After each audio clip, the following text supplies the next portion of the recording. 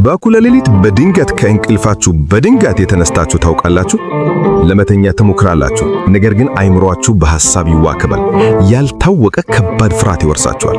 ዓለም ደግሞ የሚያስጨንቅና የሚያስፈራ ህልም አይታችሁ በላብ ተጠምቃችሁ ትነቃላችሁ። ብዙዎቻችን ይህንን የተለመደ የድካም ወይንም የጭንቀት ምልክት ብቻ አድርገን እናልፈዋለን። ነገር ግን ሳይንስና መንፈሳዊው ዓለም የሚስማሙበት አንድ አስደንጋጭ እውነት አለ።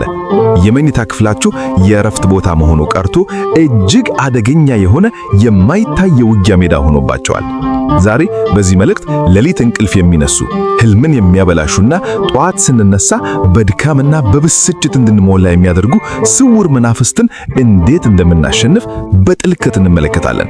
ይህንን ቪዲዮ በጥሞና ስትከታተሉ በመኝታ ክፍላችሁ ውስጥ የተዘረጋውን የጠላት ወጥመድ የምትሰብሩበትን ኃያል መንፈሳዊና ስነ ልቦናዊ ጥበብ አጋራችኋለሁ። በቪዲዮ መሃል ደግሞ ምንም አይነት ጠንካራ ጸሎት ብናደርግም መናፍስቱ ከቤታችን እንዳይወጡ የሚያደርገውን አብዛኞቻችን በመኝታ ክፍላችን ውስጥ የምናስቀምጠውን አንድ የተለመደ ግን እጅግ አደገኛ ስህተት ነግራችኋለሁ። እስከ መጨረሻው አምራችሁን ዝለቁ።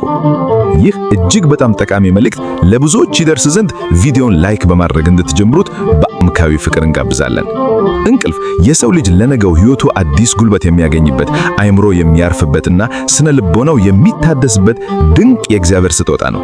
ነገር ግን በመንፈሳዊ መነጽር ስናየው እንቅልፍ ማለት ስጋችን ሲያርፍ ነፍሳችን ወደማይታየው ዓለም የምትጓዝበት ረቂቅ ጊዜ ነው። ጌታችን ኢየሱስ ክርስቶስ በማቴዎስ ወንጌል ምዕራፍ 13 ላይ ስለ አረሙ ምሳሌ ሲያስተምር ሰዎቹ ሲተኙ ግን ጠላቱ መጣና በስንዴው መካከል እንክርዳድን ዘራ ይላል። ይህ እጅግ ጥልቅ የሆነ ምስጢር ነው።